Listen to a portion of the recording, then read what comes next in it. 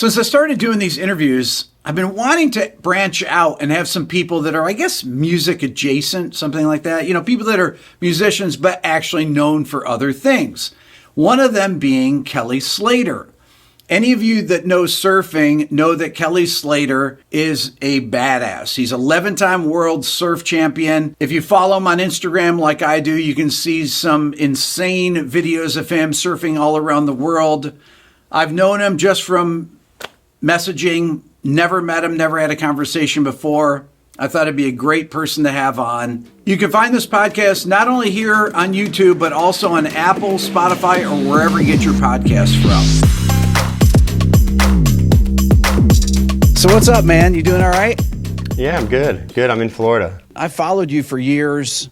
I've watched some of your music videos. I want to talk about kind of how you got into music, when you started playing, when you started writing songs, and tell me a little bit about that. Well, as a kid, I was really super passionate about singing, and my mom tells me a story of when I was about 4 or 5 years old, getting up in front of, I think, my uncle and singing a whole song, and they were crying and stuff. But I was really into singing. I didn't play any instruments. We banged on some drums in the house, but I just liked to sing.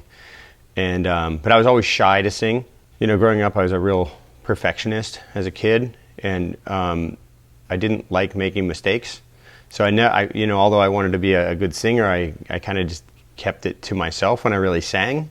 And I wanted, part of me wanted to go get some kind of music lessons and singing lessons and stuff, but I never really did, except for when I did an album with T-Bone Burnett back in the late 90s, and T-Bone would give us obviously some instruction and some guidance, and run through some basic vocal practices and stuff, but I never sought out a teacher or something. I think there was a shyness I had about it, so wasn't something I sort of like trained and studied in. It was more of something that sort of passion of mine. And both my parents played and sang a bit. My dad was playing guitar, my mom played banjo.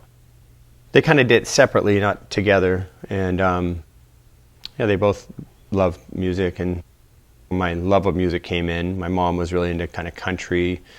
My dad was more of like Jackson Browne, Van Morrison. They both loved Jimmy Buffett, who was a big influence on our lives. There you go. So a lot of acoustic stuff, Did you ever take guitar lessons? I never took guitar lessons. I just learned to play hanging out with friends who played. My friend Peter King was in a band called Dakota Motor Company out of La Jolla, California, and he had played for quite a lot of years, and then I started to learn. Rob Machado was a surfer buddy of mine. Me and Rob started learning together. Just if there's a guitar sitting around, we'd strum and play. And at that time, we spent a lot of time with Jack Johnson, Jack was not a musician at 15, 16 years old. So Jack was starting to play at the same time. And so kind of like a whole bunch of us, Donovan Frankenrider's another one that some people might be familiar with, who's put out a lot of albums now. But all of us basically would sit in a room and just play guitars.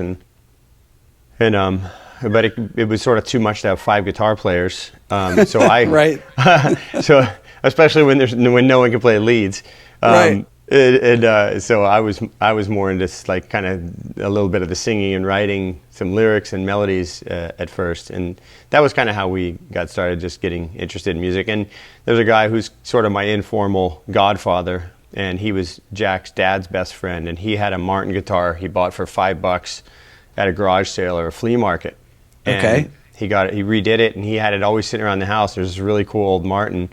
I think it was a 60s edition Martin, and we basically all learned how to play guitar on that instrument. Is that something you would drag down to the beach ever and just literally, sit there and play? Literally. So this guy's name is Peff, and Peff he had a songbook of all the like Van Morrison songs and Eagles and all that kind of genre of music, and he always kept this book at Jack's house, and we would literally go have bonfires on the beach and pass the guitar around and have a little light and try to learn how to play these songs, and he always used to play House at Pooh Corner, Kenny Loggins song, and that was a pretty complex song for us because there's kind of a lot of chords in it, and it was a little tough for us to learn that one. But so we were always just trying to learn these songs, and one of us would sing and one of us would strum and try to match it up. But it was a really like homeschool education of guitar. I never had any formal lessons, but I've been playing now for over 30 years. Okay, tell me about the record that you did with T-Bone. What was it like working with him, and what is the process of making a record compared to surfing? Are there parallels between the things? Obviously, the writing music, playing music, there's a lot of flow, coordination, rhythm, things like that I'm sure are similar between the two things. Yeah, definitely. I mean, there's a cadence to a wave. Every wave has a certain cadence to it, and you got to match that. It doesn't always necessarily mean you have to go fast and be super quick with your maneuvers. You know, sometimes it asks for something slow and a pause or a bridge. You know, there's a connection there. You know, certain sections are slower, and so you want to try to. You don't just want to look sort of spastic and flailing around on the wave. You want it to look effortless and like, you know, a cross between maybe gymnastics and ballet or something to some degree. The wave kind of determines what you can do, really, and you can't force something beyond what that offers. But as far as music goes, I've always thought that, you know, I don't know if there's a way to write. I don't know if there's a correct way to write, but sometimes a melody pops in your head and you got to find the chords that sit underneath it and the key that you can sing in. And, you know, other times you are strumming something that has a funny little hammer and it kind of makes you think of a melody, and then maybe it makes you think how to write some words that match something that's in your head, and it's a way to get it out. So for me, it's kind of just a natural expression. I'm not a professional musician, and I don't claim to be. I did an album with T-Bone, which was really cool. It was really fun and an honor to work with him. But what was that process like? Well, we had a friend a guy named Roger Kline. They called him Snake. He worked at Epic Records with Sony, and he was a good friend. He became good friends with Peter King, and Peter at the time was on MTV doing a show called Sandblast in Orlando. Yeah. And so Peter was hosting that with another girl named Summer Sanders. I think she was working on it too. She happened to be best friends with Pef's daughter, who taught me how to play guitar. So there's kind of this funny little moment. Interesting. Anyway, so Peter was, we call him PK, and PK was in Florida shooting, and I happened to be home in Florida. Got to be about 95 or 96, and he came over to my house with Roger, and he goes, "Hey, let's play Roger a couple of these songs." So we start playing, and we had about 5 or 6 songs that we had written over the years, and Snake's like, "Hey, you guys should do an album." And PK's like, "Yeah, let's do an album. And I'm like, I don't know. I was kind of lukewarm on it, you know. Right. But there's always you know, everyone's got these kind of pipe dreams of laying down their artistic expressions, you know, and I thought it would be a way to, you know, push figuring out how to write songs better and all that sort of stuff. But putting a little bit of the cart before the horse, you know, you got to sort of have the songs and have the skill and all that. But PK's he was already quite a good musician, and he was really gunning to get this album. So Roger went back to Sony and talked to them about it and pitched him this idea, and then next thing you know, we're meeting with T-Bone, and he liked us and went, "I'll take you guys on. Let's try to figure this album out." Long story short, T-Bone wasn't quite sure the direction to go with us. I wanted it a little less produced. He wanted it quite produced. You know, I don't know if we could recreate those sounds ourselves if we just threw a band together instead of just being a sort of studio artist. Anyways, T-Bone went to Hawaii and he went scuba diving or snorkeling, and he comes back and he goes, "Man, I got it. I got it. I was underwater and I heard it, man." He got the concept. Yeah, he got the concept. Yeah.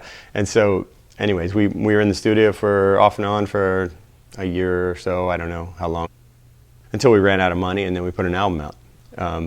And how does he work, Kelly? I've never met T-Bone, and I love his records. He's an incredibly good producer. I'd love for you to interview him. He's in Nashville. He lives in Nashville full time. I would love to, actually. But I love the sound of his records. I've heard he's really interesting to work with. Yeah. What would you guys do as far as when you would start cutting a song? Would you jam live at first and get a drum track or get an acoustic guitar track with a vocal? Or what? How would you play to a drum machine or a click track? How would he work? Usually PK would lay down a rhythm to a click track, and then I'd sing to it, and then we'd start filling it in with drums and stuff. And T-Bone would bring in like John Bryan and all these musicians he had to play different various things on it, and Rob would fill in his parts. It was kind of me, Rob Machado, and PK.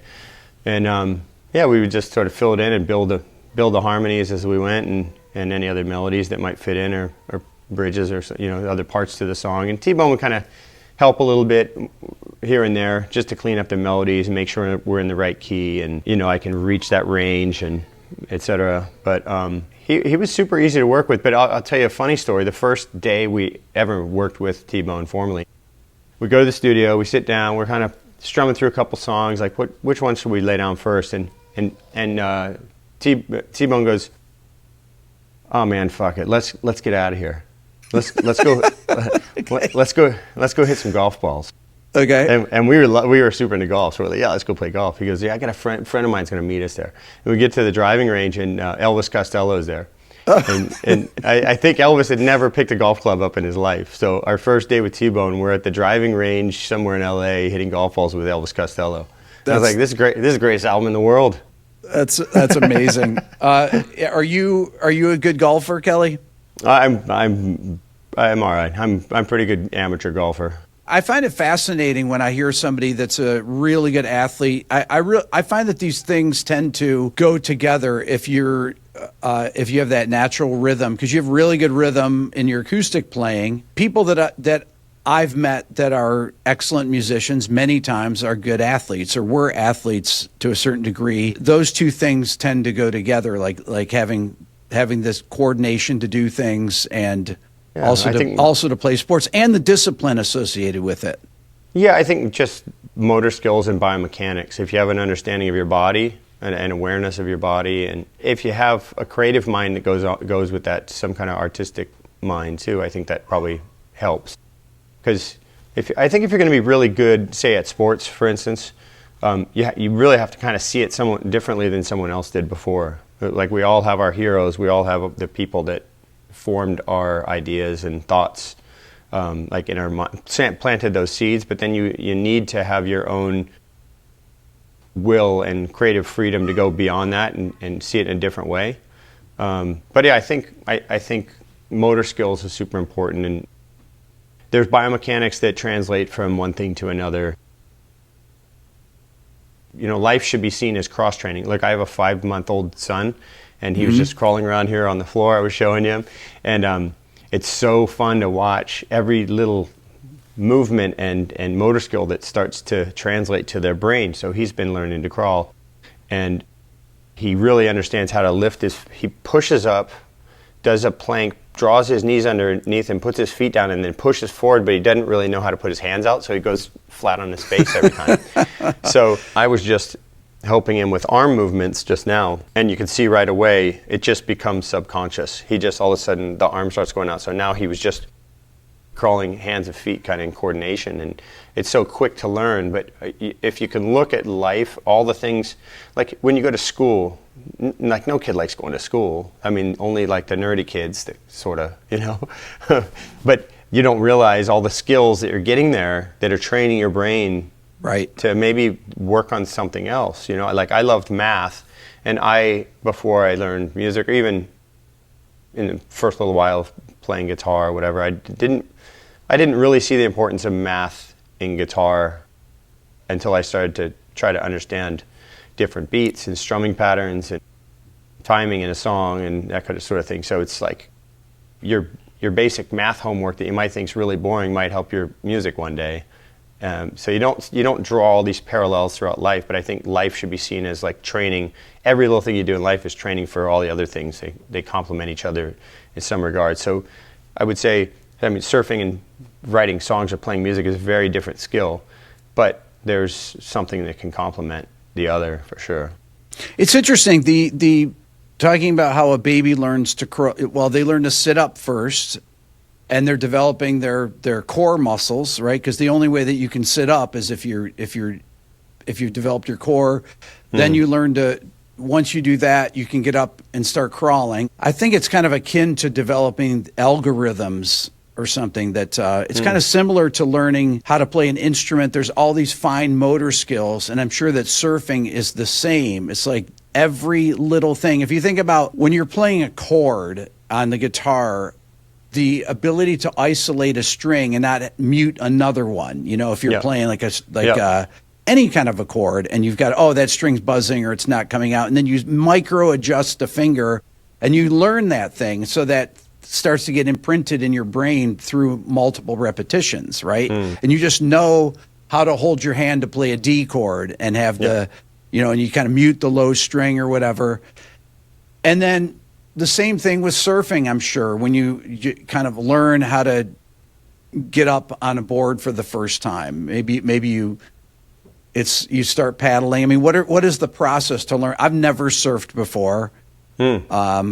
I'd love to take you. We have an artificial man-made wave in California, and it's really easy to kind of control everything. I would love to do that. Yeah, I'll get you out there next year when it warms up. It's too cold right now, and I don't like going when the water's in the 40s. But it's funny because I don't really know how I learned. I mean, when I say that, no one taught me. No one said, do this, then do that, and do that. I may have learned a few steps incorrectly or backwards, or missed a couple along the way. Because as a kid, any kid wants to, you know, if a kid grabs a golf club, they don't really want to grab the putter first. They want to grab the driver and try to smash it, you know. Maybe a little kid wants to grab a putter and hit it in the hole, but most kids want to grab the driver and smash it. You know, kids, when they surf, they want to be able to stand up right away and either get a barrel or do a big aerial. And that's just a skill that's so far beyond learning how to surf. So I just learned by going to the beach. My dad surfed, but he didn't really teach me. I just started grabbing a board and going up by myself, learning how to body surf first, and then learning how to ride bigger boards and then boogie boards, and riding on my knees and playing with my friends. And it was more of, I didn't learn to have a career. In the 70s, when I started surfing, there was no such thing as pro surfing. I think the year I started was like first year or two of pro surfing in existence. So it wasn't like a career path for kids. So I just fell in love with surfing, and it was all I could think about at night and during the day. And I played all the other sports with my friends. I was pretty good at baseball. I loved football. I was really into football. I was never going to probably be big enough unless I really, really bulked up. But I understood the game really well, but it still didn't take me away from surfing. My dad coached my football team, and I would skip practice to go surf sometimes. What I was going to get at, though, was like teaching someone. Now that I'm sort of on the backside of my career, at the tail end of pro surfing for me, we have built a couple of waves, man-made waves, and we're building a third in Texas right now, actually in Austin. That might be a great one because there's Austin City Limits. You can come surf and, you know, go to Austin City Limits. But Kelly, when you build one of these you call it a wave pool, right? Is that what it's called? Yeah. How long is the run? How many, is it X amount of feet? How long is it? Yeah. Well, I'll just clean up that point I was making. That now I've been taking a lot of people over the years. We have a lot of beginners or, you know, mid-level surfers or beginner-level surfers that come to our waves and surf. And now I have to think about and look at what they feel and what they're doing and what their mistakes are and how I can help them change the pattern, you know, because that's a neural pathway. Like, you learn it the right way and you'll do it the right way. But if you've been doing it the wrong way and you keep doing it the wrong way, reinforcing that, right? Yeah, you know, like if you see somebody who's strumming and they move their whole arm too much, or they do all down strums, or they skip an up strum and then try to fit in, you know, you see that and it just drives you nuts. Yes. It drives you nuts. You're like, stop, just don't do that anymore. So when I see people surf and do certain things, I don't always know how to tell them to change that because it's so natural to me because I made all those mistakes for a decade. I didn't learn with somebody saying, do it this way, do it. So I have to go backwards and try to think, okay, how do I unwind to get back to that place and what would be the most natural next step for them? So I'm kind of helping learn how to teach in a way. As far as our wave, the wave, if you run it depends on the speed you're on the wave at, but if you're on the wave at full speed, It's about a 45-second ride at the first one we made. If you run it really slowly, you can get a wave of up to a minute and a half, one ride, end to end. How high did they go up? About 8 feet or so, something about like that? About 7.5 feet, yeah. About 7.5 feet on the biggest level that we have so far. I think the one we're going to build in Austin, it might be up at 8 feet or 8.5 feet at the peak. But there's certain parameters. It depends on your depth of water. It depends on the depth of water you break the wave in. And it also depends on the rise you have, the bathymetry on the bottom, and how quickly or slowly it slopes up. So the more slow it slopes up, it starts to drag the wave and lose the energy, but it stands the wave up taller. And then, and the more sudden you make, like if you're looking at a side cut of the reef, if the reef came from deep water to shallow water really quickly, the wave's not going to get tall, but it's going to be very thick and a lot of energy in it. But it's, you have the same amount of energy either this big or spread up this big. So when it's this tall, it's a lot thinner. It's just taller and a bigger face. And but so it depends on the speed you run the wave and all these sort of parameters, and also the wind has an effect. Even in a pool like that, the wind has an effect? For sure. If you got a 10-20 mile an hour wind coming in a certain direction, you run the wave at that wind, it's going to stand the wave up taller. If the wind's going with it, it's crumbling the wave down. Do you orient the pool to, so that it's going to go to the way that the wind direction would typically be? That's how we originally did it, yeah. Because that one's up in Fresno, near Fresno, and in Lemoore. Funny, one of my favorite bands as a kid was Journey, who I see you do a lot of songs. I see you do some of their breakdowns of their songs. Steve Perry's from Lemoore in Hanford, right? This tiny little town where we built this wave, so kind of funny. We oriented it to going, I'm what you call a regular footer. I stand with my left foot forward. Yep. And when I'm facing the wave, I'm going frontside. So we oriented the wave so when it goes in that direction, the wind is making the wave nice and clean. And so California typically has a northwest wind. So we're angling it up towards the north, and the wind just makes the wave perfect in that direction.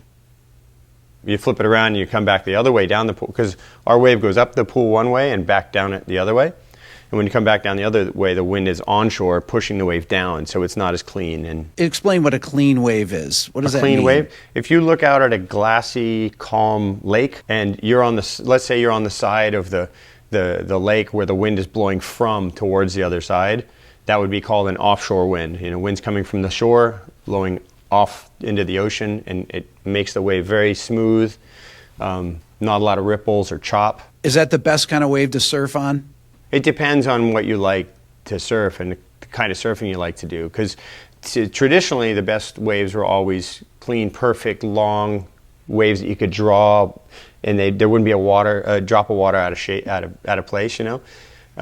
Like we talk about it as surfers. Those are the waves we drew in our books at school. This perfect looking wave, and everyone can look at it and go, "That's a wave." But most waves are pretty choppy and messy and have a little something wrong with them. And those waves are actually more interesting for the maneuvers guys are doing nowadays. The type of surfing that's being done is much more radical, and you actually can't do the most radical surfing in really glassy waves. You kind of need a little wind and chop and weird something in the wave to make it a little more raw and unpredictable.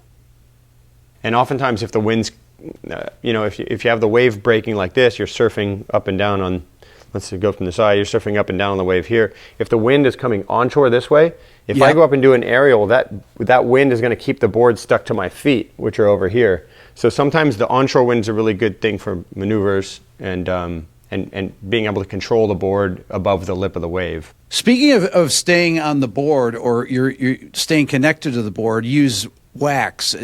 Probably sticky wax. Is it really sticky? We use a pretty sticky wax. In fact, some of the waxes are so sticky that everyone grew up with traditional kind of sort of sticky waxes might not like the new stuff because it's really sticky. Your foot really sticks. And if you're not used to how you have to lift your foot and move it, it would, I don't know, it'd be like playing slightly rusted strings or something on your guitar, It's just not a smooth movement. But I like the really sticky stuff because it does help you stick to the board. We also use what we call traction pads, which are like a foam with a stickiness, and we just put it on the board, and you pretty much never have to wax your board again. But most people don't put that up on where their chest is because it gives you rashes. So most surfers use wax on the front and a traction pad on the back. Interesting.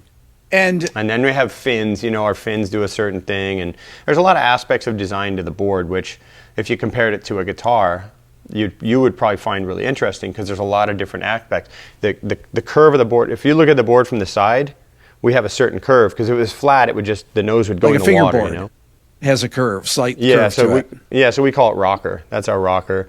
And then you have the thickness of your board, the width of your board. You have bottom curve, which is like the part of the board that's in the water. The bottom of your board has certain curves on it that can help create lift, either through concave, or it'll push in the water and make it smoother, which is like if you make like kind of a V shape, like a hull shape of a boat that cuts through the water. So that's smoother, but it didn't give you as much lift, so the board wouldn't be as lively. So all these things are, depending on the type of wave you're surfing, the type of surfing you like to do, all these different aspects translate into a feel that you have. So it'd be like changing the gauges of strings, or on the tension, if you were to tune down to a D instead of an E.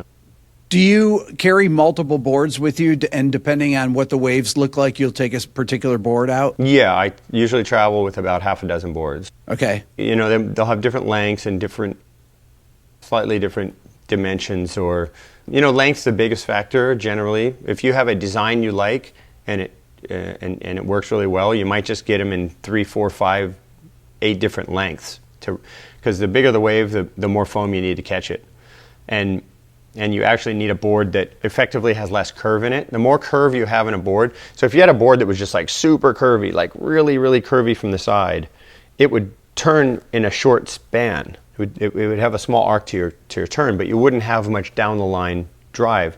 So as you flatten the board, the rocker of the board, the curve of the board, either the rail shape, which can be wide and curvy, that turns really short and tight, but it doesn't give you much down the line projection, meaning you can't draw a long line. Would that be better with smaller waves then, if you're to move like that? Yeah, typically in a smaller curve. space. In a smaller space, you want something that's just curvier and more rocker, more curve. You get to a point where it doesn't have enough planing speed. Right.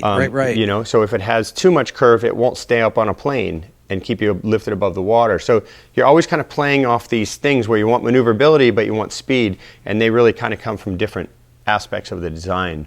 The plan shape of a board, if you have rails that, if you hold the board out in front of you and the rails are really parallel, that won't curve very much. You draw a line and it's almost like a big barge just going, a freighter going at top speed. It's really hard to turn that thing. Right. But it'll keep its momentum. So if you're on a big face wave or a really fast wave, the faster you're going, the arc seems shorter and tighter. So you're always playing off these designs. And then fins are a whole other aspect, because fins are kind of the engine of the board. And the slower you're going, the more fin you want. The faster you're going, the less fin you want, because at higher speed, a fin has more effect, more lift, more control. And it's like a fighter jet versus a Boeing. A fighter jet can do 1,500 miles an hour, and it needs a small wing, but it has a lot of effect at high speed. Right. Yeah. So all these design things are interesting, and that's also why I love guitar design and reading about the history of it. When you're traveling somewhere and you have X amount of boards that you're going to bring with you, do you say, "Oh, I've surfed here before, so I know these are the boards that I'm going to bring"? Yep. Yeah. In fact, a lot of times guys will say, especially competitors, will say, "I'm going to put that board on ice," meaning you're going to throw it in the freezer and not touch it till you come back to that wave where that board works better than any other board. Or you might only ride that board in competition because you know that it's the best option you got. And as soon as you get on it, it feels good, I mean, I'm sure you have a few guitars that stand out above the other guitars that look exactly the same, right? It's interesting, because the guitars I like to play have flatter fingerboards. To me, they're faster fingerboards. I find personally, I like really flat necks. Somebody like John Mayer, he plays really more rounded fingerboards, things like that. But I like really flat radius necks. That would be like a 16 radius or even 20 radius. 20 radius is almost a perfectly flat fingerboard. And I find that I can get a lot more speed out of it. It doesn't take as much pressure to produce a note. And you can do hammer-ons and things like that a lot faster with a flatter fingerboard. But What about scalloping between frets? So my younger brother had a guitar that he had scalloped. It's funny. I it's so stupid. So we both started playing guitar back in the 70s. When I was like 14. He's 4 years younger. He was 10. And I got this Les Paul. I mowed lawns for a guy that owned a music store. And my first guitar was this really cheap $1 guitar that one of my older brothers, I'm from a family of 7, so I've got 4 brothers and 2 sisters. So I had this $1 guitar that I learned on when I broke my ankle summer of 8th grade. And there was a guitar sitting there, and my brother had a little chord book, Mel Bay chord book. So I took the guitar and I start figuring out chords, and it's like, oh, that sounds like the Stairway to Heaven chord, or that sounds like Angie or something like that, right? And I had a good ear, and I start learning these things. I was like, oh, that sounds like that song. And then all of a sudden I'm realizing I could figure out songs, right? So I'm sitting there kind of, and so my younger brother then starts. Would you hear the guitar. whole chord, or would you be hearing like the bass note to figure those out? I could hear the whole chord. Like I immediately kind of could recognize things. Like if I heard a D chord, I just recognize the sound of it. Yeah. I don't have perfect pitch. Relative pitch though. I've got excellent relative pitch, and I can really recognize the sound of things. You know, if you hear an E minor chord, you know the sound of it, right? When you're hearing it. Yeah. Yeah.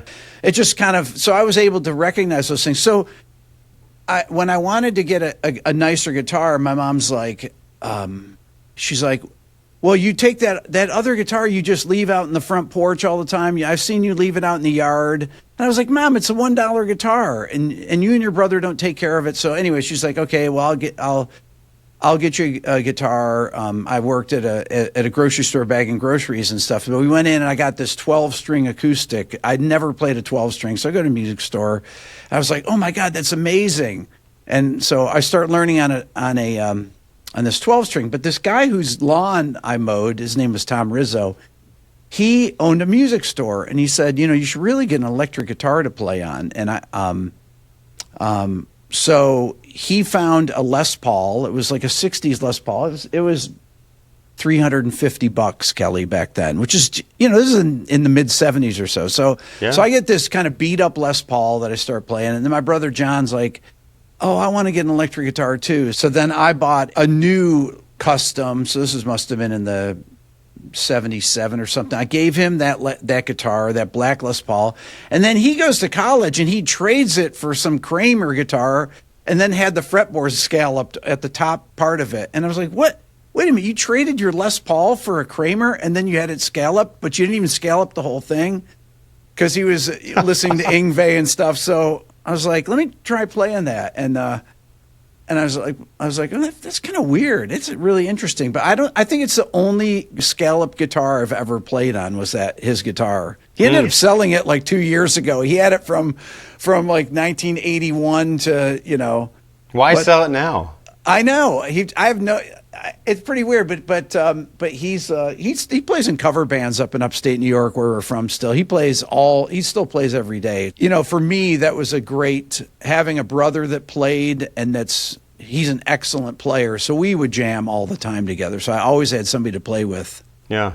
Which was cool. But that's cool. My mom bought me a guitar when I was 18, and it was a Sigma. What kind? Sigma. Those are good. Yeah, I still got it downstairs, but it's all kind of broken apart. I think the glue came apart with the bridge or saddlers or something. I don't know. It needs a little love, that's for sure. But I should put it back together. And then I don't know. I just started sort of collecting. I have mostly acoustic guitars, but I have a few electric guitars that people have given me. I'm sort of sponsored by friends who are musicians. Like Kirk Hammett gave me one of his guitars and an amp. Eddie Vedder gave me a Rickenbacker, a 12-string, but the neck is so narrow. Small. Yes. The neck's so narrow. I don't even have big fingers. They're really hard to play. I used to have a Rickenbacker that when I was producing bands, I was like, let's try the Rickenbacker out. And then nobody could ever play it. I was like the only person would be producing it. I'm the only one that could play it. They're like, the strings are too close together. It's really awkward to play. And I'm thinking like, man, how did the Beatles do that? Yeah, well, how would that sound if I just put 6 strings on it? It'd probably sound fine. Yeah, I mean, I might try that. What is your go-to acoustic guitar? A friend of mine just sent me this carbon fiber I think it's called a Wind Song. The thing's unbelievable. Yeah, Carbon Fiber is great sounding guitars with that. I have a Goodall.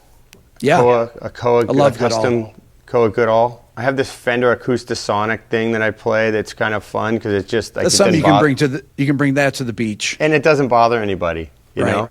And I have a few ukuleles. I have a cavaquinho. You ever played a cavaquinho? I've seen them. I've never played them before. So do you know the musician Seu Jorge? Yeah. Yeah. So he's like really good friends with my good buddy in Brazil, and I did this TV show with my friend. He does kind of like an experiential show with people, and he had this kid who wanted to go to Hawaii and surf. So he brought him out of the favelas, took him to Hawaii, got him a passport and the whole thing, took him to Hawaii, and I took him surfing as a surprise. And he goes, you know, what do you want? I want to buy you a gift to say thanks. And he goes, when you're in Brazil next year, I want to get you something. I said, I really just want a cavaquinha. And he goes, okay, I'll find you one. And they're not expensive, you know, like, but he goes, leave it with me. So when I went there the next time, he says, hey, a friend of mine's going to come to the house tonight, meet at my house at like 8 o'clock. And so we always go to his house for dinners and stuff. And he's a TV host, so he kind of knows like everybody in the country. He's like a very famous guy there named Luciano Huck. And some people call him like the Oprah of Brazil because he does a TV show where like 20 million people watch every night, you know. And but he grew up with a surf buddy of mine, so we just kind of go to his house and have dinners. And we go over to his house about 8 o'clock, and he's like, yeah, my friend will be here soon. And like 9:30 rolls around, 10 o'clock. He's like, yeah, he said he's coming, you know. And finally about 11:30, Seu Jorge rolls up to the house, and I'm like, whoa, this is kind of crazy because I've seen Life Aquatic, and I know who this guy is. And apparently he went out, Luciano tells him, hey, I need this cavaquinha for my friend. Can you go find one? He says, I know the best guy who makes them in Brazil. I'm going to go get one. So he goes and gets it, and he starts playing it, and he basically said it's too good to give away. So he had to go home. So he went, he went home and recorded 2 songs with it before he'd give it to me. Oh, nice. So that's why he came so late to the dinner. But so I actually, I can see the instrument right there. I got to get new strings for it because 2 of the strings broke, and you can't just typically go down to your pawn shop and find some cavaquinha strings. Right. So they probably don't have any in this, definitely not in this city, but probably not in this county. I was watching some videos. I saw you play with Eddie Vedder, play Indifference, I think it was. I don't know what year it was. We've played that a couple times. I think like we played that 2016 or something like that. Yeah, at Johanna Fest or something down in Orange that's County. right. Yeah. I would light the match this morning, so I won't be alone. Watch your shit lie silent, and soon light will be gone. Now, were you just watching him, or did you know how to play it? Because you sang the second verse, so I was like, he must know no, I've known that song since I learned that song the day it was released. I have a funny story about that because I played that song with Eddie I played it with him a couple times, but we played it in Brazil. He did a solo tour in Brazil, and I was there at the time surfing a contest, and he's like, come to the concert, play a song with me. So he was just doing a solo gig. Him and Glenn Hansard. Do you know Glenn's stuff at all? Yeah. Yeah, Glenn. So Glenn would tour with Eddie when he did sort of solo gigs. But anyway, so Glenn opened up for him, and then Eddie played, and he asked me to jump on stage for that song. And he knows I know the song. I mean, it's an E minor to a D. It's a super simple song. But Eddie kept going to an A, and I'm going to an E minor. I mean, he knows the song. Obviously, he wrote the song, but he doesn't normally play it when they're doing it in concert. So for whatever reason, he's going to an A instead of an E minor. and I go, so I think every time we play it, which have been a couple times, I'm looking down to see where he's going with his fingers. Because maybe the monitors, funny. Maybe I'm hearing more of mine in my monitor than his or whatever, but I want to make sure we're like, even if we're screwing up, we're doing the same thing. Anyways, we got done, and after the concert, I go, Eddie, you were going to an A instead of an E minor. Why were you doing that? I'm like, did you notice or whatever? He goes, well, I'm the fucking rock star. They're going to think you fucked up. It's like, that's a great point. You stuck to the melody, but you also kind of did your own thing with it. And it seemed like, he's played this many times before. So you learned it way back when it came out 30 years ago. Well, more than 30 years ago now. Yeah, in the early 90s. Yeah. I mean, so that melody sticks in my head, but I guess you kind of, whatever runs or hammers or whatever you learn, they become second nature, right? So if you're like in the moment just doing it without trying to do something, you just start doing your own thing.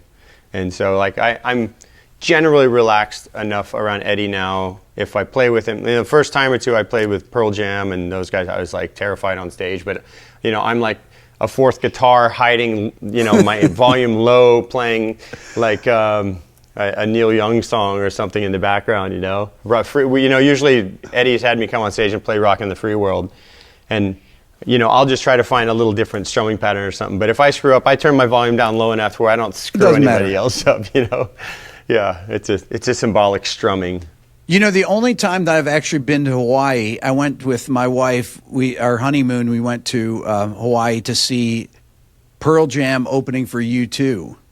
Oh, I was in at 2006. I was at that concert. No way. Yeah. In what was it? Wahoo Stadium, was it? Wahoo Stadium. Yeah. And funny enough, the night before that, Pearl Jam played at Waimea to 400 people, 300, 400 people at a fundraiser we had put together, and they just agreed to play. So I had just won my 8th world title, and that was like a few weeks later, right around the time.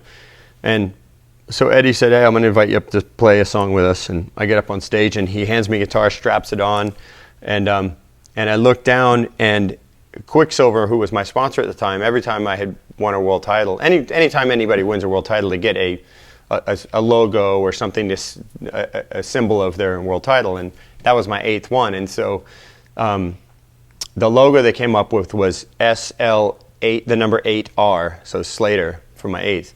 Oh, cool. And so I looked down the guitar, and the whole guitar, about halfway through the song, I look down and I see the face of the guitar, and it says SL8R. Like the logo is built into the guitar, but I thought they just slapped stickers on one of their guitars. Wow, cool. And so I was like, oh man, that's so cool that they like put my stickers on the guitar for me to play with them. And I get done and I go to pass the guitar back, and Eddie goes, "That's your guitar. We had that made for you." And I was like, whoa, shit, that's crazy. That's so cool. How old are you now, Kelly? 52. 52. Okay, so when you fall now, I mean, do you have any kind of I don't fall, Rick.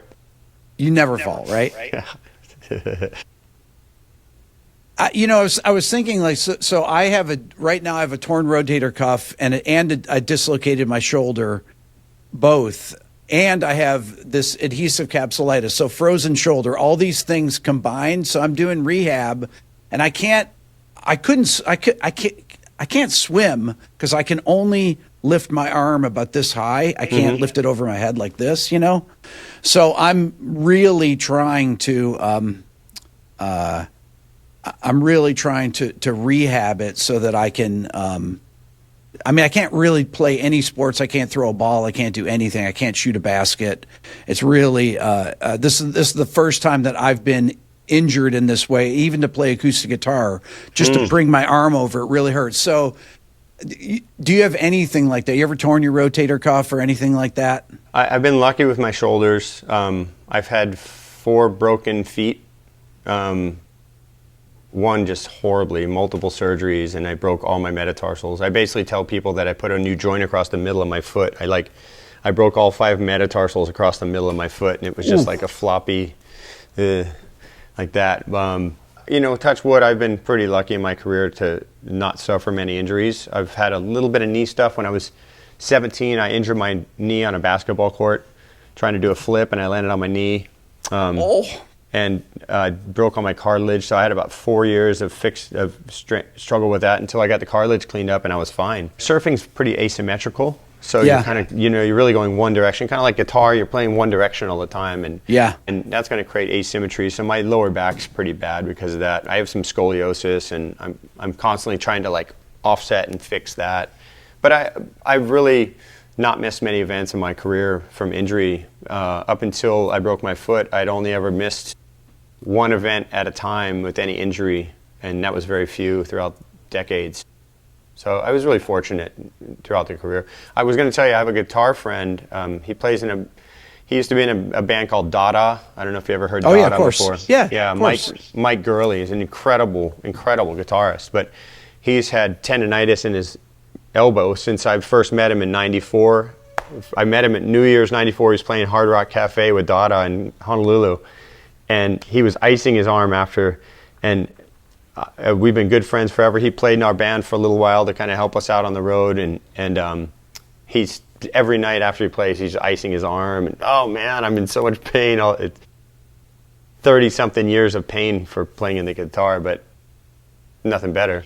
And I can only imagine what Angus Young's neck feels like. You know, come on, he's got to have some he's got to have some vertebrae issues or something. If he doesn't, they should study him. They should. Yeah. Kelly, do you react to weather things that are going on and say, "Oh, I need to go here because somebody tells you there are incredible waves somewhere," and then you're gone the next day to go there? Yep. Yeah, that's like all the time. That's right? basically been my dream for the last 40 years to do that. You know, and in the summertime on the East Coast, that's hurricanes. You're chasing down to the Caribbean or Bahamas or up the East Coast to Cape Hatteras or somewhere.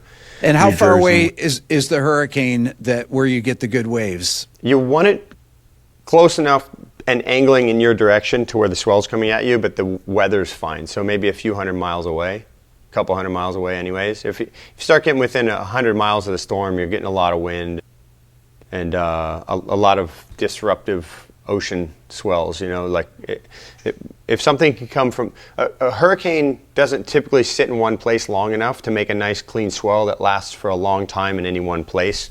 So it's just on the move. And being in Florida where I'm from, if I'm here looking to chase waves, the waves that come to Florida, we can find some fun waves, but nothing world class.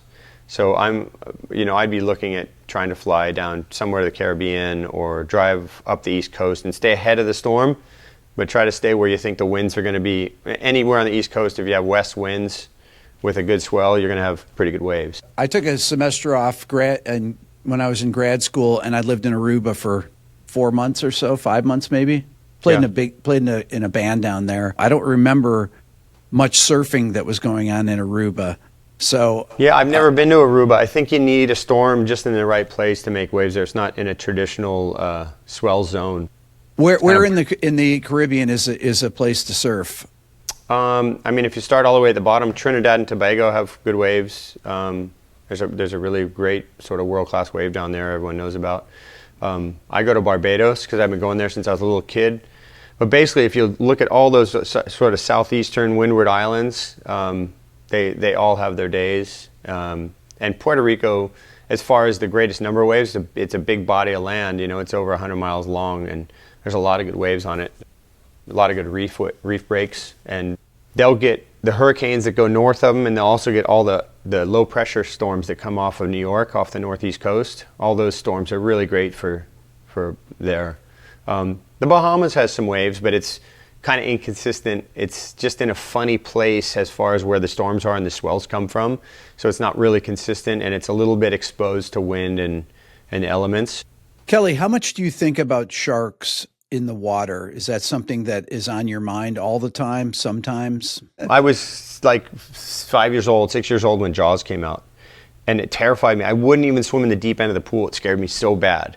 I would stay in the shallow end. I couldn't go in the deep end. My mind told me there was a shark there. Funny enough, when I was 8 years old, my first surfboard had a drawing of the Jaws poster swimming up to the naked girl swimming.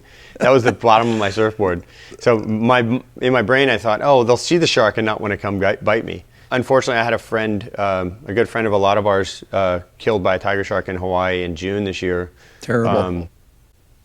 I would say within the last month, a guy in Maui lost a leg. Another guy was seen who had been attacked. We don't know if he died from the shark or was attacked after he died. And yeah, I mean, I know a lot of people have lost legs, lost limbs, been attacked and barely made it. Yeah, it's always a sobering experience when surfers, because we're so connected with what's going on in the ocean. And with places around the world and friends around the world that, I mean, oftentimes an attack happens. I don't know the person, but once in a while it's someone I know. And we all know that there's certain places you surf in the world that is a real possibility. Like South Africa's got a lot of great whites. South Australia's got a ton of great whites. Northern California, tons of great whites. Cape Cod, up in that zone, tons of great whites. Martha's Vineyard, tons of big sharks up there. Yeah. Wow. So there's just certain places you just don't surf a lot, or if you do, you want to have a few numbers of people in the water so your odds go down. That's actually true, right? It's true. Yeah. I mean, you surf alone on an empty beach in sort of Northern California somewhere, and there's seals around. I mean, you'd have PTSD. How often do you surf alone? As often as I can. I like to surf alone, actually. Okay. I really enjoy surfing alone. But if there's somewhere with sharks, I don't really like to surf alone. But generally in the tropics, most tropical places like Tahiti, for instance, there's a lot of sharks there, but most of them are little reef sharks, and they're not bothered by you. And I don't think I even know of an attack in Tahiti where anyone has died. An attack, but I do know a couple people who've been attacked, like it bit their boards. Wow. Yeah, but it's scary to see a shark latched onto your board, you know. Yeah, I mean, I could go on for days and days. I know I've read books about all the shark attacks. Every shark attack that ever happens, I've either read deeply about it or seen the videos. You know, in recent years, you've seen some videos of attacks. There was one in Sydney that was terrible. A great white ate a swimmer. Yeah. There was one in the Red Sea in Egypt last year, a tiger shark attacking a guy. And I think as surfers or people who spend a lot of time in the water, we all want to see those videos because we're trying to problem solve. If this were to happen to me, what would you do? What could I possibly do? The one in the Red Sea was a Russian kid who had only moved there to Egypt a couple years before. Oh. And his girlfriend was in the water with him, and it was a really sad, terrible, horrible story. But if you've watched that video, which went viral around the world, at one point he completely turns his back to the shark, and he knows it's there, and he's yelling for his dad, and it's just heart-wrenching. At the same time, I know that every surfer is looking at that going, I would face the shark, try to get a hold of the snout, somehow fend it off or something, and then about 15 seconds after the guy ends up getting taken by the shark underwater and sort of disappearing, a boat pulled up to try to help him. Oh. So, you know, in your mind, you want to think, how long could I potentially, you know, fend this thing off until I could get some help maybe, or somebody comes in. But, I mean, it's so unpredictable. I mean, it's like running a marathon through lion country. At some point, you know, the lion's going to get hungry or make a mistake, and yeah. Wow. It's like playing your electric guitar standing on a super high, like steel stage in the middle of a storm waiting for lightning, you know? No. Kelly, what's the furthest offshore you've gone to surf as far as away from land? Yeah, the furthest I've been is a place called Cortez Bank, which is about 110 miles off the coast of California. Wow. It's about 50. There's Catalina, and then you have San Clemente Island, and it's about another 55 miles off San Clemente Island, which is already 55 miles from the coast. So it's about 110 miles out. Is there a reef out there or something that? Yeah, there's a reef, and they didn't know about it until I believe in the 90s. A giant like Navy ship ran aground on it and did about 20, 30, 40 million dollars worth of damage to the hull. I think maybe some fishermen knew about it because they probably would have. A lot of the fishermen are old surfers, and they maybe saw some waves break on it at some point because it's not very deep. It only comes up to about maybe 10, 15 feet deep. I've been out there once to surf it, and it was, I would say, small to medium size for out there. But I've had some friends out there multiple times when it was giant, you know, 70, 80 foot waves, and incredible. What is it like to be on a wave if it gets up 50, 60 feet? Do you have the perspective of how high you are, or you're not even thinking about that? You're trying not to think about that, but it's hard you take that all in. But you're just trying to focus on getting on the right part of the curve of the wave and get away from where the lip is landing and that kind of thing. But there's a book called North Shore Chronicles, written by a guy named Bruce Jenkins. He used to write for the San Francisco Chronicle, I think it was. He didn't surf a lot himself. He just liked to write about it and come to the North Shore. And he had this idea to write this book about all the big wave surfers. And so he wrote this book called North Shore Chronicles. And one of the guys, a few of the guys in the book are kind of unknown names. They're not big names in surfing as far as magazines and stuff, but they're guys who are crazy about big surf. And there's a guy named Trevor Sifton who's in this book. And I used to actually stay in the same house as Trevor in the wintertime. So I knew a lot of stories about Trevor, and he was like this underground big wave guy who like wanted anything the ocean would throw at him, you know? And so there's a story about him paddling up this wave, and he barely gets over this huge wave at this reef that everyone's always imagined you could surf. No one really had ever surfed it. Only maybe 1 or 2 people had ever tried, and I think he was probably the first guy to surf this wave. And then the next wave in the set is even bigger. There's no one even knows he's in the water except for maybe his wife, and it's about a half mile offshore, and this wave's peaking up really steep, and he's trying to paddle over it like this, and he didn't know what to do, whether to bail his board and swim through or to paddle over it, and he thinks, oh, I might be able to make it, but it's so far, and by the time he gets up to the top, it's like vertical, and it pitches him backwards like this. And he said it was about a 60 or 70 foot wave, and it pitches him backwards like this, and as it did, it threw him towards shore. And he said that in this magazine, in this book, he tells this story, he kind of recounts the story, and he said that he looks around and he said he could see the whole North Shore from about 60 or 70 feet up in the air as he's getting pitched over the front of this wave. And wow. He was in really great shape. You know, he could handle himself in the ocean. You know, he didn't really have fear like most people do. But at the end of the day, we all kind of just say, when you wipe out, it's a breath hold. You know, if you can hold your breath long enough, you're fine. And now we have inflatable vests. My best buddy, a guy named Shane Dorian, invented this inflatable CO2 cartridge vest that when you pull it, one of the 4, typically they have about 4 poles, 4 canisters in them, and you pull it and it inflates really big, like this much air around your body, and takes you straight to the surface without you having to really swim very much. Is it that you get caught in the foam at and you can't breathe? Is that why when if you hit the bottom and you get held under? When there's that much power of wave breaking, there's so much white water. And white water is foam. Yeah. And as you know, like foam, you just sink in. It'd be like being in a big, huge tub of balls, right? You see kids jumping those things in the gyms, and they just sink. Yeah. And that's really what it's like in a bunch of foam, in a bunch of white water, is you just sink, and you can't breathe. It's not enough air to breathe, but it's not enough water to float. So if you hit bottom, you have the air knocked out of you too, possibly, or do you try and get a big breath right before you go under? The worry is not hitting the bottom, get the air knocked out of you. It's hitting the bottom and hitting your head and getting knocked out. Knocked out, yeah. Like, I wouldn't say you often hit hard enough to. You can get hit by the lip of the wave or thrown in a certain way that knocks the air out of you. But hitting the bottom is more. The bigger fear is hitting your head and getting knocked out, or getting badly cut by a reef. When you inflate one of those CO2 cartridges, how fast? It's instant, right? It blows it up instantly. Immediate. If you swam down, say 20 feet, and I said go, and you tried to swim up, and I pulled my cartridge, I'd be there in way less than half the time that you could swim up. Wow. Like it actually is so buoyant. The bladders in there are so buoyant that you actually come up and sort of fly out of the water. And even in the foam, you float. It's creating that much surface area and buoyancy that in the deep foam, where we're usually just trying to keep our mouth above the water and get a breath like that before the next wave hits you. Now we're just. Do you wear a vest every time you surf, or not? Not every time. No. I rarely do. Only on the really big days.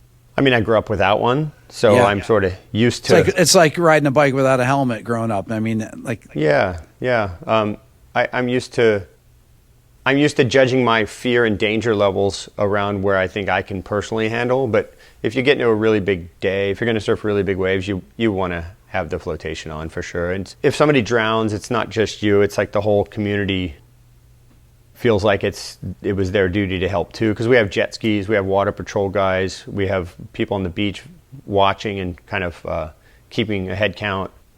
And so like we've lost quite a few friends to drowning over the years, so it's a reality. And so everyone's looking out for each other. It's like you want to push each other enough to do something you've never done, but you want to also go home at night and put your head on the pillow. Yeah. Are they? I know that you won't tell me this, Kelly, but there are places that you can surf that are secrets that only you and your friends know about, right? Oh, me and my friends are the only ones who know those places. Here's the deal.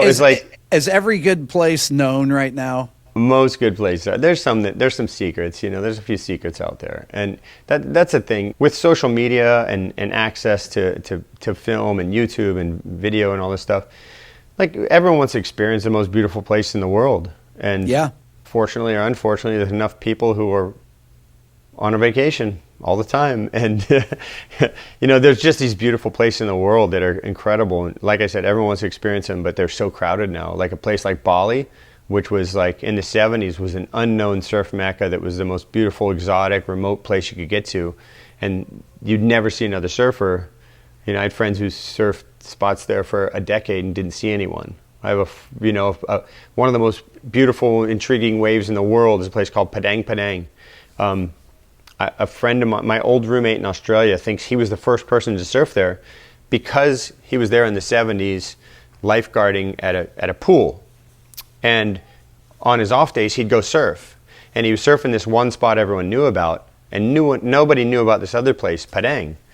And he lost his board at this other wave that was up the coast from there, and his board just got caught in this big current and floated all the way down the coast. And by the time he swam and ran and climbed through the rocks to get to it, he was at this other wave. And, oh, wow. And it was Padang, and he didn't know what that wave was. And so he went out and surfed by himself, and it's the most incredible, perfect wave. A couple days later, he said he was in this bar in Kuta Beach, and he starts talking to this guy who was like a hiker. And it is a funny story. And he starts telling him, I hiked out, this guy starts somehow telling him I hiked out the Bukit, which is the peninsula where these waves are.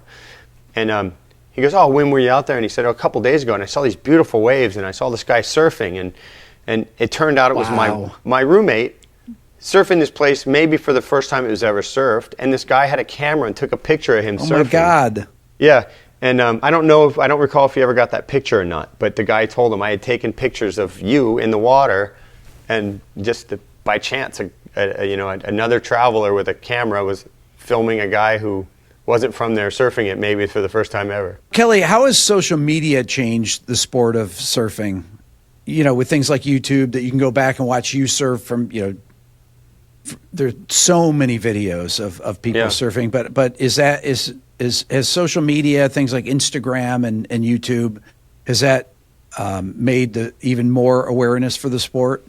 Yeah, I'm interested to get about 20 more years down the road, honestly, and talk to my kid or like my godson now or some of the other kids to see what was it like now, what's it like now compared to 20 years ago? Right. Because right now, this 20 years later, for me, or 30 years later, there's some beauty to things that are inaccessible. When you couldn't just go on guitar tabs and pull up every guitar chord for every song and all the lyrics, you know, your mind kind of imagine, maybe you got the chords wrong and that might have led you to writing something. Absolutely. Maybe you had the lyrics wrong and it told a different story that was yours. Or you realized it was wrong and then you went, oh, I could use that lyric for something I'm trying to say. I remember when Seal came out with his first album, I was a big Seal fan. I love Seal. He didn't put his lyrics on the album. And he said, I don't want to put my lyrics because some people might think it says something else and that's what it means to them. And I thought I had that conversation when I did this "Kiss from a Rose" breakdown, and I interviewed Seal I saw on that. And he says that, but he's like, "What do you think it means?" I love not being able to understand lyrics and imagining what I think that they say. And nowadays, everything is taught on YouTube. As far as guitar stuff, as for any instrument, everything is taught. Yeah, so I think social media like YouTube. I love YouTube. I download tons of videos. I would download tons of your videos, watch them on planes when I'm off Wi-Fi or just wanting to learn something. As far as surfing goes, it's great because you can access everything all the best guys in the world are doing at one time. Yes. Like, 2 days ago, there's a 17-year-old girl named Erin Brooks, and she just got the most incredible barrel at Pipeline. And she didn't make it. It was a big, scary wave that normally only like the crazy guys go on. This young girl's pulling into this huge barrel. 40 years ago, cool. 30 years ago in a surf movie, there's no way a teenage girl would have been in the water, let alone on that wave. And even most likely, none of the guys would have gone on that wave. Now you get to see that and experience it in real time. So that's kind of the cool thing. Like if somebody does a new maneuver, you get to see it right away. Like I did a maneuver I had never done that had never been done about 10 years ago. it wasn't even a maneuver I was working on. It was a double rotation in the air. And the only reason I was able to do it was because the wind was the exact right speed and direction. When I rotated, I just started spinning as hard as I could, and I didn't even know what I was doing with my hands. I just grabbed out because I didn't want the board to come hit me in the face, because oftentimes with a lot of wind it will. Yeah. So I just reached out like this in case the board left my feet, and I ended up grabbing the rail, both hands on one rail, which is like very atypical grab that we do. I don't know if I've ever done that grab before. I was just trying to block my face in case the board hit me. Wow. But it spun me twice, and I landed the air. And you must have been so psyched. Yeah. Before I got to the beach, my friend who filmed it had put it online already. So I didn't even get to see it before it was already out in the world, you know? And there's a part of me that was a little like, oh man, I kind of wish no one had, like, I wish we could release that at another time, you know? And, but it was cool because then everyone got to kind of comment on social media, and you know, I had a couple friends write me and go, man, you stole that from me. I've been trying to do that maneuver for 2 years and you pulled it off before I could. That's the good thing about having it on. Yeah, put on social media. I think the good thing about not having social media is, for me, with surfing, when I was a kid, there was hotbeds of talent around the world. We had a good hotbed of talent here in Florida at a place called Sebastian. A lot of great pros from this area. There was a really tight-knit, great group of surfers from Santa Cruz, sort of Malibu, a lot of hot spots in California, San Diego, and even in San Diego, there's multiple, like La Jolla, Oceanside, Leucadia area. Each of those were kind of different, and they because each of those waves are different. And then you go to Hawaii, and then you go to Australia, and then you go to South Africa. But there was these pockets of really great surfers in different areas, but they didn't have access to film of everyone else around the world. Right. And each of those waves are different types of waves, and you have people with different mentalities, different ideas, and they shape boards that they think will fit those waves. So the board designs are very different in all these different locations around the world. And when the board designs are different, you have to surf differently. You have to surf in a certain way to make that board work the right way. So when there was competitions, there was never live webcast or something, right? You had to wait for a surf movie next year to come out and try to see this, or 3 months from now there's a picture in a magazine of a guy doing that turn that you heard about, and now your brain is stimulated to think, how did he get in that position? What was the bottom turn to set up that off the top? How did he make that barrel? And so you had to imagine it. When I went to Australia in 1987, I was 15 years old, and I was surfing with this kid who was sort of well known around the world already. His name was Jason Buttonshaw. They called him Butto. And I had seen him in surf movies. He was already a star at like 16. Wow. He had a very peculiar type of surf style. Number one, he was skinny and didn't have much strength. But his board was geared for these certain types of waves on the Gold Coast. And they're really hollow waves. They're really tubing waves. They're fast. They have a lot of energy. But they're not strong swells. They're interesting. Because East Coast to West Coast is different. There's a whole, I could go on for days about this. But typically, swells on the west coast of every continent are stronger than on the east coast because the storms go from west to east. Right. All the big storms, coming around the southern or northern hemisphere are going west to east. So all the big predictable storms make these really strong, perfect waves. The east coast, we get like monsoon winds, typhoons, cyclones, hurricanes. That's the more kind of swells we get on the east coast. They're typically not as powerful of waves, and there's a lot more waves of them. So anyways, point being, this guy's Butto's boards were made a very certain specific way, and his tail of his board had a lot of rocker, a lot of curve right off the tail, because the waves are very steep there. Whereas I grew up in Florida, the waves are really flat. I needed a wide board that was kind of thick, and the tail rocker was flat. And so my type of surfing is completely different than his, and I didn't get to see that until I watched him surf in person. And so my point of that whole long diatribe is that I really appreciate that old school idea where you don't have the access to everything because it plants a certain seed. You have to imagine what they did in order to create that. And you could be exposed to a lot of different types of design. So basically, now you might have one shaper that's making boards for guys from the Gold Coast in Australia, but also a kid from Brazil, and also a guy in Hawaii, and also the South African guy that are all on tour. And so now they're all on the same design. Well, it's interesting because what you're talking about is like the pre-internet age of bands, of scenes. If you think about Seattle, all those bands up there, Nirvana, Pearl Jam, Alice in Chains, Soundgarden, all those bands feeding off each other, developed over time. All the best players eventually ended up in those bands, all the best writers, the singers, and it was able to develop on its own, away from everyone, not influenced by anything. And where you're nowadays, it's like you write a song, you record it and put it up the next day, and nothing really develops, and everybody is there. No scenes really happen. I mean, what you're describing is all the different scenes that were happening all over the world, in the pre-internet era. That's a real downside of social media. Yeah, the first time I heard Nirvana was when I was first sneaking into nightclubs in Honolulu, and they'd play it, and the place would go crazy, man. And I was like 18, 19, maybe 19. It was 91, I think.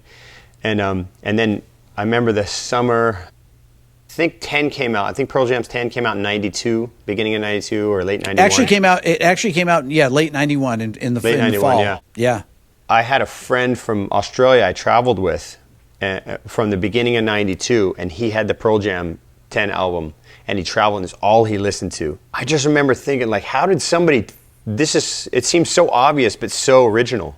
Like, how did they come up with this?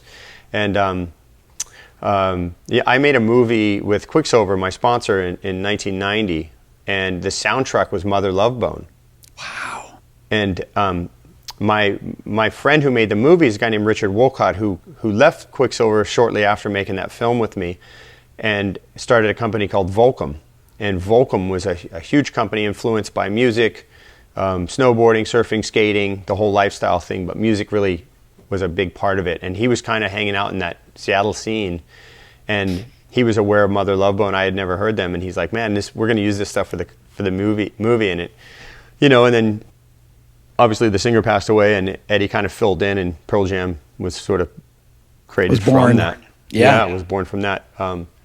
And then when I started hearing Pearl Jam, though, I could tell, I didn't know Eddie, and I didn't know he lived in San Diego for a long time, and I didn't know he had a love for surfing, but listening to the music and the lyrics, you could tell he loved surfing. And then I met Eddie about 5 years later, and we've been good friends since then, but for years, that music, the first 3 Pearl Jam albums, I think, before I ever met Eddie, came out, and that music was such a huge part of my life and such a huge part of my existence and my reality, so separate from ever meeting Eddie or knowing the Pearl Jam guys, that it meant something unique to me and my friends.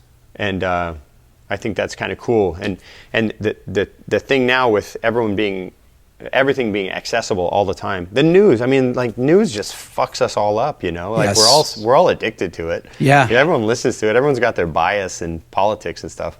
But the news is like, it can so easy feed on your insecurities and stuff and make you just kind of like lose a part of your mind. And I think that's the instant access to everything has some effect on all levels and all areas of life in that regard. And I think there's something beautiful to the less is more. T-Bone always said that to us when playing music, less is more. He always talked about how Lennon would say anyone who says the word just in a song is full of shit. and you have to use, and he said, he goes, you have to use as few words as possible in a line. And I was like, well, how about your friend Elvis Costello? That guy uses more words than anybody, and right. I love it. I just made a video a couple days ago about you have all these huge artists nowadays, yet there are songs. I was talking about the song Blinding Lights, the Weeknd song, and I have friends that have never heard the song, yet it's got 5 billion streams on Spotify.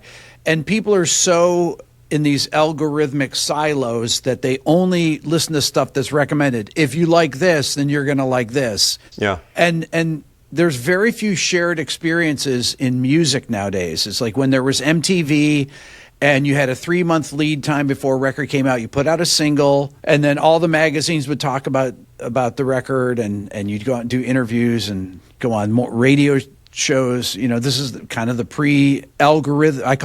we're in the algorithmic age, and that didn't really start until the 2000s, till the social media things really later to 2000. YouTube started 2006, but then through 2012, and then it really exploded. And now, like I have friends that have never heard a Taylor Swift song. When I say friends, I'm 62, right? I'm not my friends of mine that are far younger, that are in their 30s, that have never heard a Taylor Swift song. And it blows my mind. There's very few shared experiences in music because everybody gets them from playlists and things like that, from getting recommended things. I think in a lot of ways that's been great for, and you would know better than me, but it seems like that's been great for live music because so much music has been stolen now, right? Yeah. That to get an experience, you got to go see the live act. So it's really been good for touring in a lot of ways. And yeah. I became friends with a guy named Les Garland. Do you know who Les Garland is? Mm-mm. Les was one of the founders of MTV. Okay. And he was good friends with T-Bone. That's how I met him when we were recording, and they'd play golf together a lot and stuff. But his Instagram, he has like a personal private Instagram, and his throwback pictures are like, oh, here's me with Michael Jackson, Whitney Houston, and Prince.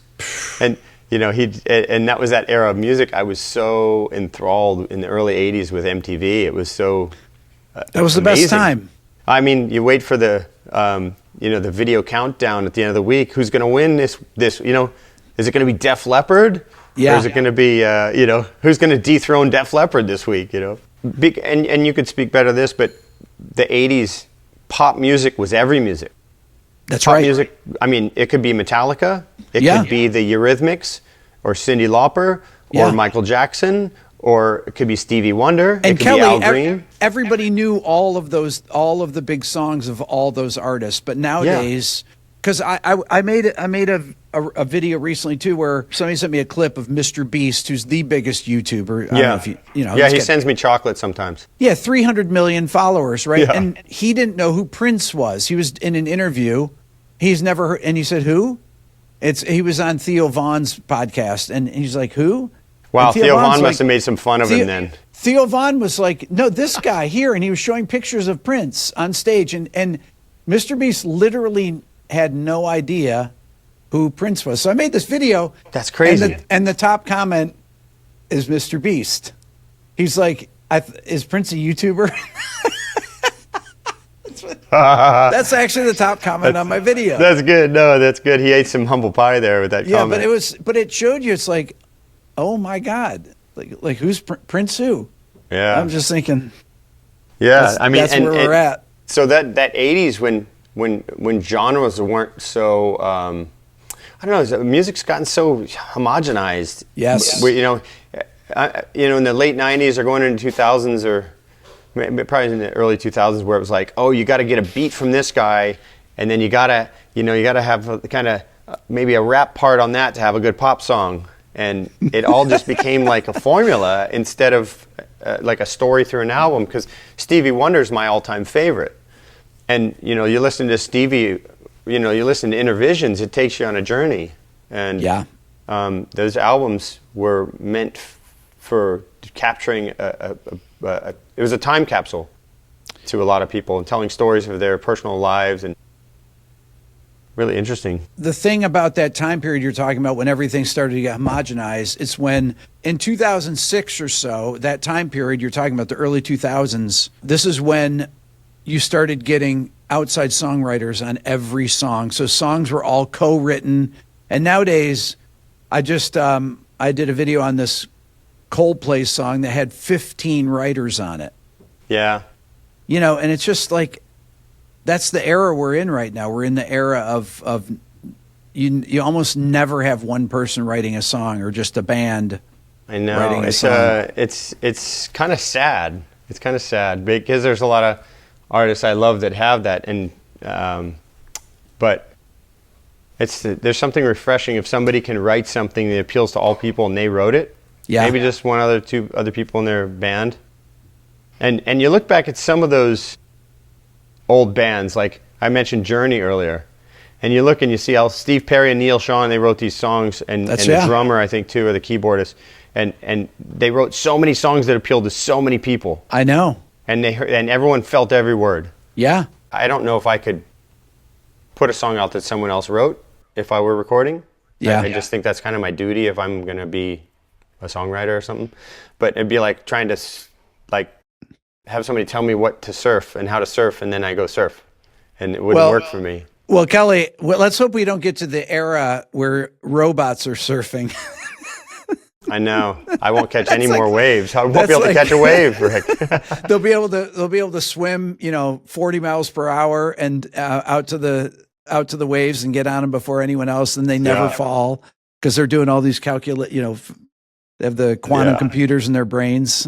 I will say I got to give you a compliment here. I became a fan of yours just watching what makes the song great, and then getting into more of your music theory and listening, ear training and that kind of stuff. I haven't done your formal courses, though I plan to. Now I'm not touring full time. I have more time for music. I've turned so many people onto your channel, Rick. I appreciate that, Kelly. That's so cool. Thank you. I'm actually, I got a couple cameras looking at me here. I've been working on this documentary for the last year and a half. And the guy making the film was a guy named Al Hicks, and he did Quincy Jones's recent documentary. Oh, cool. He also did Clock Terry's Keep On Keepin' On. So there's a big music component here, but I turned Al onto your channel, and he loves it as well. And he's a drummer himself, and so we have a bunch of musicians as part of this film crew, and they all appreciate your stuff. That's cool, man. I appreciate it. When I started this podcast, I was like, I'm going to have people I want to interview people that are outside of music, but are musicians themselves. And so I really appreciate you doing this, and I've wanted to do this with you, and it's so cool to meet you and love to come to your wave pool, one of your things. And yeah, I'll definitely extend the invite to Kelly, you. if I couldn't get up on a wave though, would you, You'll get up on a wave. It's just that would be really heartbreaking. I'm gonna send you a couple of videos from like our professionals. We need like a 1 foot wave or so that I can. Well, we do a small wave, but I'm gonna send you some videos from my friend Raimana, who's kind of like our go-to surf instructor, and I tell you, he can get anyone up on a wave. He just got Doja Cat barreled at our spot, and we've had Anderson Paak out. We've had a lot of musicians over the years come and. My kids would definitely love to do it. I've got my son Dylan's 17, my daughter Lennon's 15, and my 11-year-old Layla. They love to, they wakeboard and stuff, and they would love to do that. They would love to surf. So yeah, I'll definitely get you out there next summer when cool. That just takes one element away. If it's too cold, it's just annoying. So summertime's nice, and we'll get you guys out there. Perfect. Well, Kelly, thank you so much for being my guest. I really appreciate it. Yeah, it's great to talk to you. Great to meet you. I look forward to catching up in person. And again, I appreciate all the stuff you put out, and I'm a big fan. So thank you. Thank you.